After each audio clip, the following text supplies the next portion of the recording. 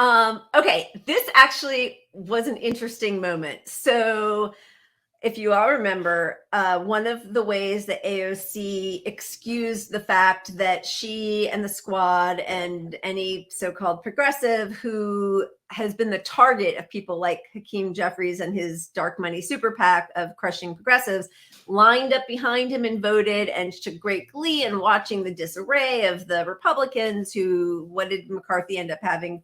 14 votes to get him to be speaker, and the concessions, which we were all, on the outside looking in, wishing that the squad had done. So relational harm was her excuse. So someone who doesn't care about relational harm, here is Julian Castro saying, it's the general consensus that Dems are content with Biden in a Trump rematch, but this poll undermines Biden's central argument for renomination. 2 years is forever, and it's just one poll. But if he's faring this poorly after a string of wins, that should be worrisome. And he was citing a poll between Trump and Biden, where Trump was beating Biden narrowly in a hypothetical 2024 rematch, 48-45. So there's Julian Castro putting it out there, saying what most Democrats, voters, agree with. And just a caveat. Yeah, go ahead. Don't want Biden to run. I mean, it's universally accepted that he shouldn't run. But this idea of relational harm, it's like, you're not going to speak up because what does your relationship get you with these people? Like, it doesn't get you anything. Like, keeping the relationship civil, like, this is some like slave shit. Like, what? Like, speak up. You literally you ran on bring the ruckus. Yeah. So yes, 100%. Now he did endorse Elizabeth Warren,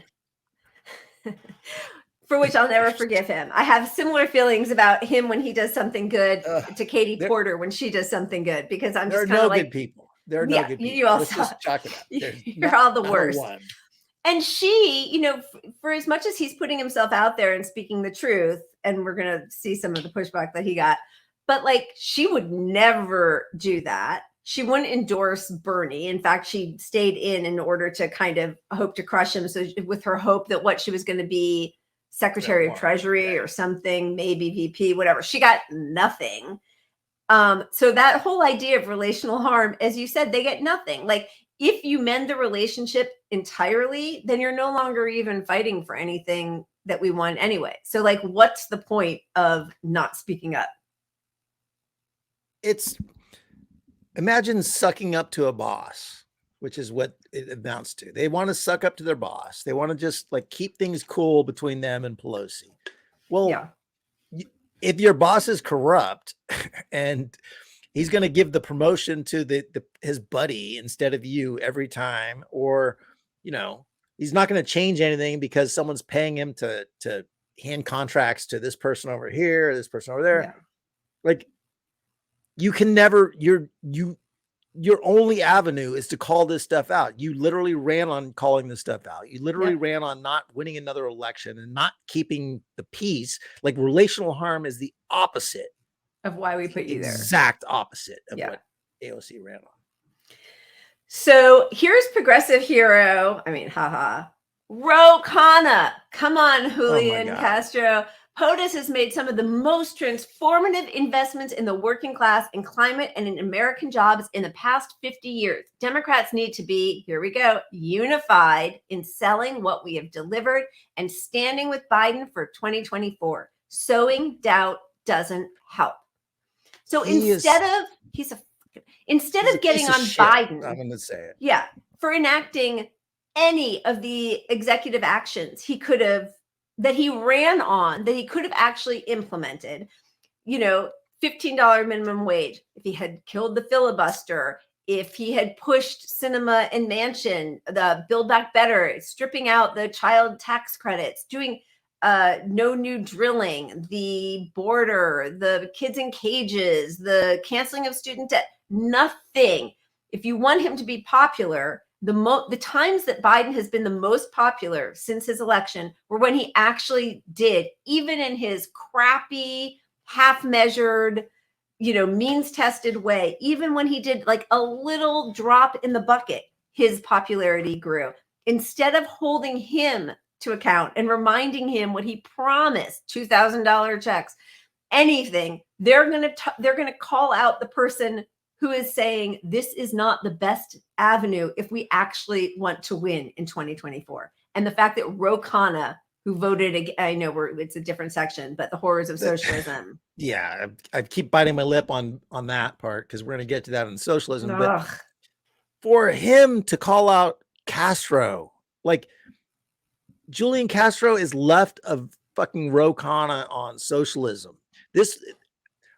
I always had a beef with Ro. I mean, there are elements I appreciate that he will have discourse online and go back and forth with people on this stuff once in a while. But at the end of the day, he's a capitalist. He literally voted against he voted for the declaration against socialism. Yeah. That's fucking Ro Khanna. Yeah. And remember back in Bernie's campaign, I mean, I brought this up before, but like he was his biggest surrogate who got a lot of access to CNN and MSNBC. And he said he would vote for another plan other than Bernie's for Medicare for all. He took Bernie's number one top selling point was Medicare for all or bust and said, any healthcare improvement's good with me, which just, it opened up the argument for all these other healthcare plans. Because AOC fell into that also. Exactly. Yeah. Yeah. I mean, so it really does, like, again, I'm done with him. I mean, the whole squad, like what is happening? Really, what is happening? Relational harm. Nobody should be giving Biden an A on anything. If you want, like, if your true objective, if your plan, your project is to beat back Republicans and right-wing ideas, you call out the guy who is almost indistinguishable from George W. Bush, who is now the head of the Democratic Party, who in any other country, you wouldn't even be on the same party with this person. If we had a true democracy and we had some sort of parliamentary, model where we had more than just two parties. We have two options, shit and shittier. And that's it. And, they probably go back and forth, to be honest. Yeah. I mean, it's really difficult. I'm going to be honest, like with COVID, I'm going to go back to COVID. But if we had if Trump was still president, under COVID, I mean, because of COVID, we would have gotten more checks because there would have been too much pressure on him. So he would have had to help people stay and handle their condition a little more. Yeah. But as soon as the Democrats won, it's like, well, we can all just fall in the line with COVID being over. People are doing fine. They're not going to suffer. Vaccines handle it all. If Trump was president, there would have been pushback on all of the bullshit. So science would have actually elevated itself to the mainstream narrative. Yeah. Because they would have had to talk about how badly Trump is doing handling this stuff, which is what they should be doing right now under Biden. But they would have done it under Trump, but they're not going to do it under Biden, which is killing millions of people.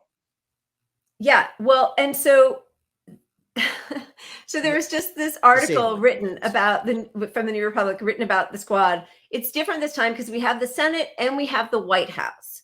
So the squad is out of power. And here's why it's a good thing. So this is what AOC says. I actually feel really good about all of this.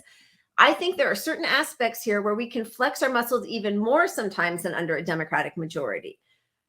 Ocasio-Cortez argued that being in the minority allows us to propose and work on legislation in ways that are just simply difficult when you're a governing majority and there are literally fires that you're putting out every single day.